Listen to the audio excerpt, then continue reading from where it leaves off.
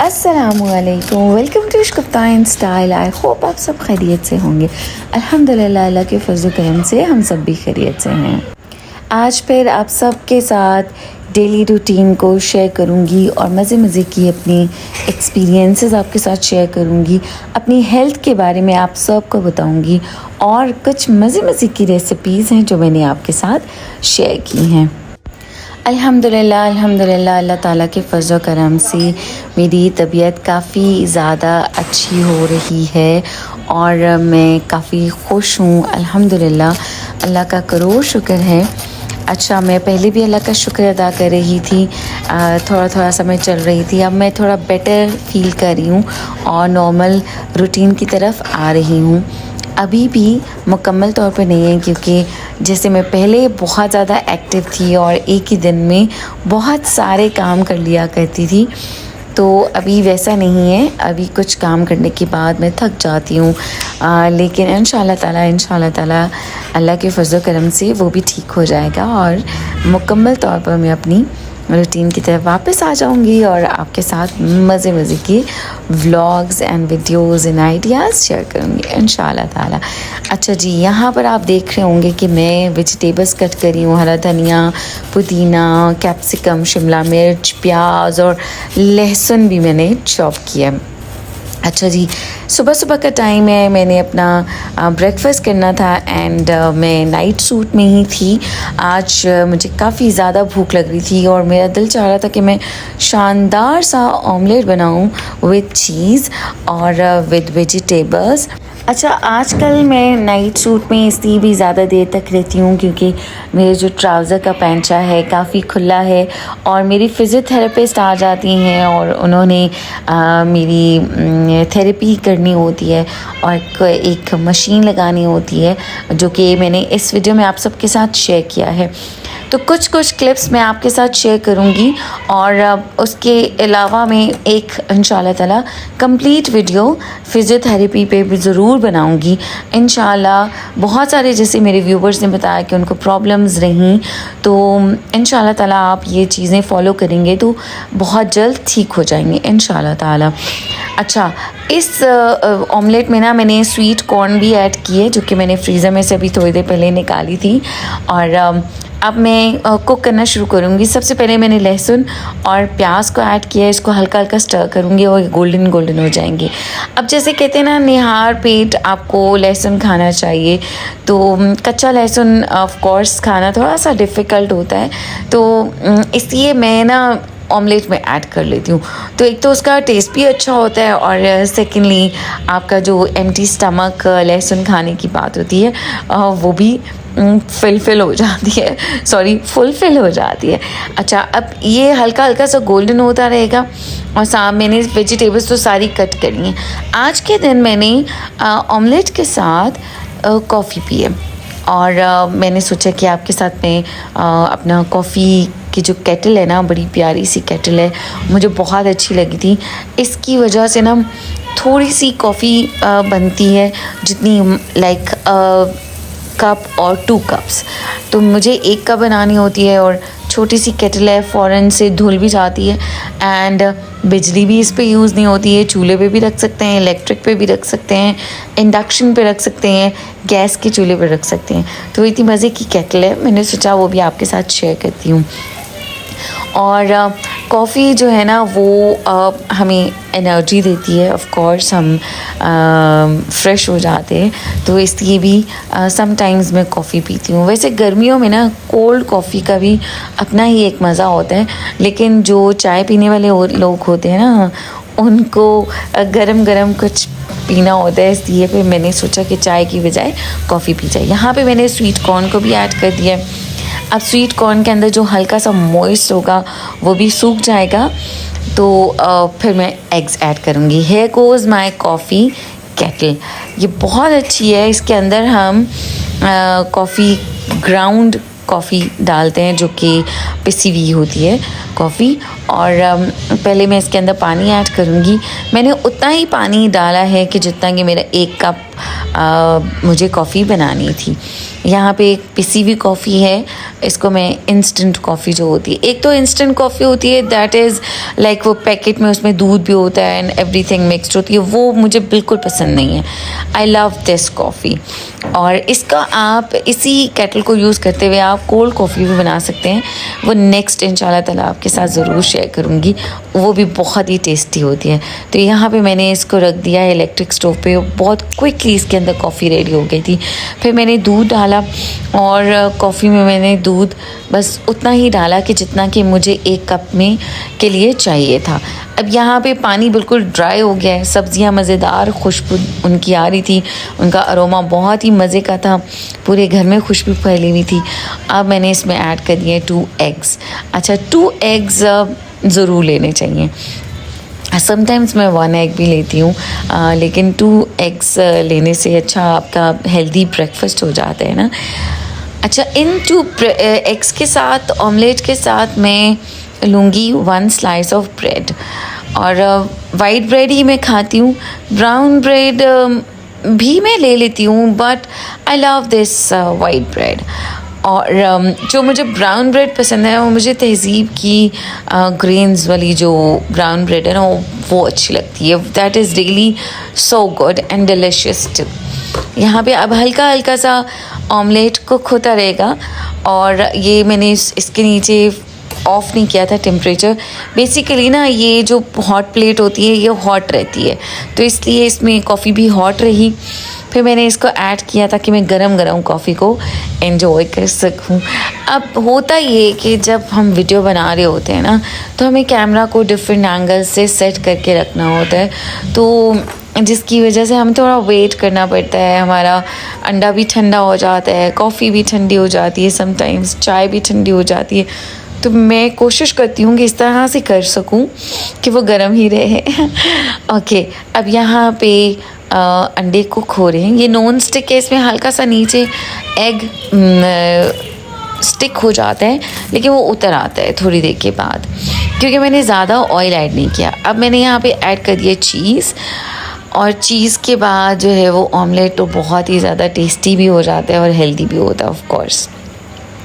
अब चीज़ को मैं रैप कर दूँगी ऑमलेट के साथ, सो दैट ये अंदर गरम रहे, चीज़ी सा ऑमलेट रहे, और फिर मैं इसको एंजॉय करूँगी। अच्छा ये सारा ऑमलेट ऑफ कोर्स एक स्लाइस के साथ ख़त्म नहीं होता, मैं बेसिकली ना फोक के साथ और चम्मच के साथ ऐसे भी ऑमलेट खाती हूँ, मुझे बहुत पसंद है। सो मैंने डिश आउट कर दिया है ऑमलेट को, आप देखिए कितना हेल्दी है, घर का साफ़ सुथरा और मज़ेदार।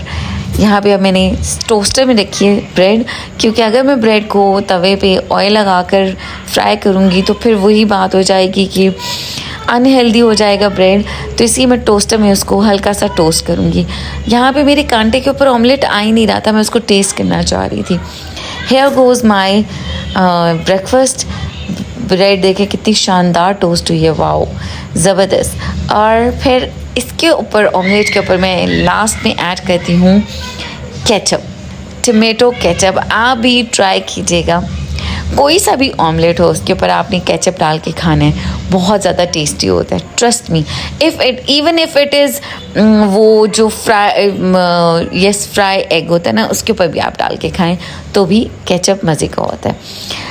अच्छा जी, नाश्ता मैंने कर लिया था। अब मेरी फिजियोथेरेपिस्ट आई हैं, उन्होंने ये मशीन लगाई हुई है जिसके साथ वे नर्व्स को स्टिमुलेट करते हैं, जिससे कि इम्प्रूवमेंट आती है। इसमें हल्का सा एक करंट होता है, तो इसकी करंट की स्पीड वगैरह भी होती है, जिसकी जितनी ज़्यादा ज़रूरत होती है, जैसे ज़्यादा अगर पाँव या टांग सुन होती है तो उसके अकॉर्डिंग वो उसको स्पीड को बढ़ा देते हैं।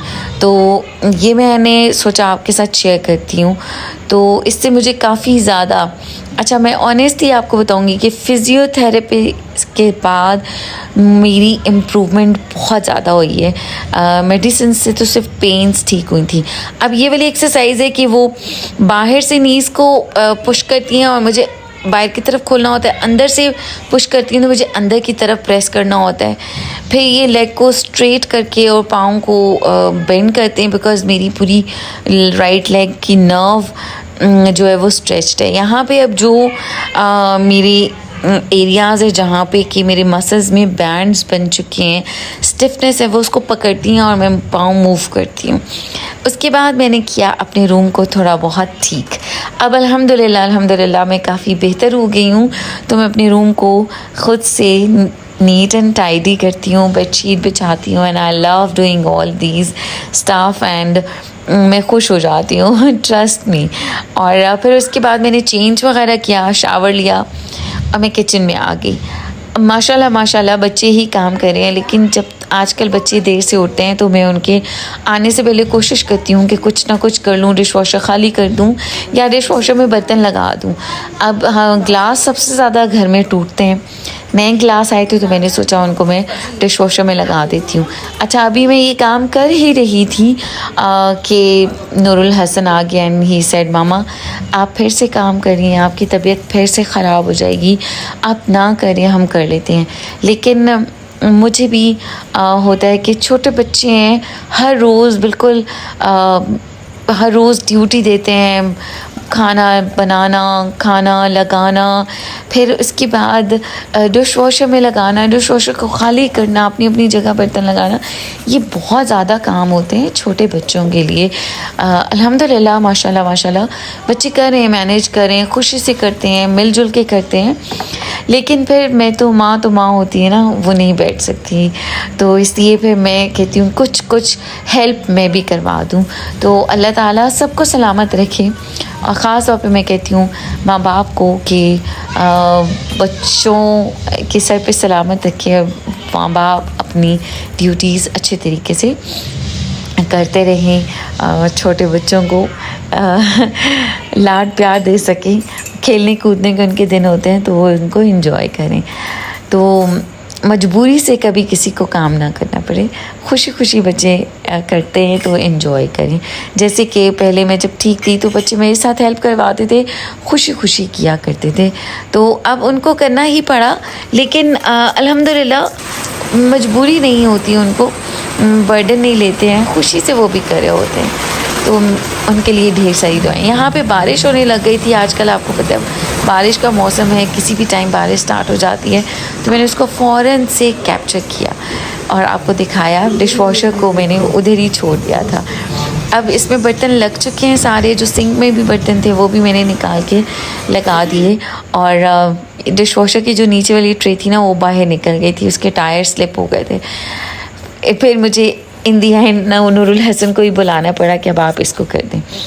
अच्छा जी, अब लंच में, जो कि लंच तो नहीं कहेंगे, मैं शाम में जो है ना कुछ स्नैक में लेती हूँ। तो आज मैं वैसे यखनी पीती हूँ ना, इट इज़ गुड, मैंने पहले भी शेयर किया था आप सबके साथ। तो कभी कभी मेरा यखनी पीने को दिल नहीं चाहता, तो मैं फिर क्या करती हूँ कि यखनी के अंदर ना नूडल्स बना लेती हूँ। बहुत ही मज़ेदार बन जाते हैं, हेल्दी भी हो जाते हैं, और सेकेंडली फिर मुझे यखनी पीनी नहीं पड़ती ना। तो इस तरह से समटाइम्स बच्चों को भी यखनी के अंदर नूडल्स बना देती हूँ। जैसे मोहित छोटे थे तो बहुत ज़्यादा नूडल्स खाते थे, तो मैं इसी तरह से मोहित को कभी चिकन की यखनी बना के, कभी मटन की यखनी बना के निकाल कर उसमें नूडल्स बना कर देती थी। अब देखेंगे मटन के अंदर मैंने नमक ऐड नहीं किया, क्योंकि जो नूडल्स के अंदर, ओ माय गॉड ऐसे मिसहैप्स होते रहते हैं। अच्छा, तो नूडल्स के अंदर जो मसाला होता है ना, उसके अंदर सॉल्ट होता है, तो वो ज़्यादा नमकीन ना हो जाए। नमक हमारी हेल्थ के लिए अच्छा नहीं होता, ज़्यादा नमक और ज़्यादा चीनी से हम मोटे हो सकते हैं। ओके, तो अब यहाँ पे मैंने स्ट्रेनर के अंदर डाला है सफ़ेद ज़ीरा, जो कि मैंने डाल दिया है इस यखनी के अंदर। वो थोड़ी देर उसके अंदर बॉईल होगा और सफ़ेद ज़ीरा का भी टेस्ट आ जाएगा। अब बेसिकली नूडल्स के अंदर में मुझे सफ़ेद ज़ीरा नहीं चाहिए था, इसलिए मैंने स्ट्रेनर में डाला है। ये स्ट्रेनर पत्ती के लिए यूज़ होता है, केटल्स के अंदर हम डाल देते हैं ताकि पत्ती हमें केटल में से स्ट्रेन ना करनी पड़े, स्ट्रेनर के अंदर ही रहे, हम इजीली केटल को यूज़ कर सकें। तो यहाँ पे अच्छी तरह से हो गया था सफ़ेद ज़ीरा बॉयल, और अब मैं इसको निकाल दूँगी। अब होते रहेंगे नूडल्स कुक। अच्छा, नूडल्स को मज़ीद हेल्दी बनाने के लिए मैं एक बॉयल एग ऐड कर देती हूँ, छोटा छोटा सा कट करके। ट्रस्ट मी, बहुत ही ज़्यादा डिलीशियस और टेस्टी बनता है। आई होप आपको आज की वीडियो भी अच्छी लगी होगी। आप अपना ख्याल रखिएगा, अपने प्यारों का ख्याल रखिएगा और मुझे दुआ में ज़रूर याद रखिएगा। टेक केयर, अल्लाह हाफ़िज़।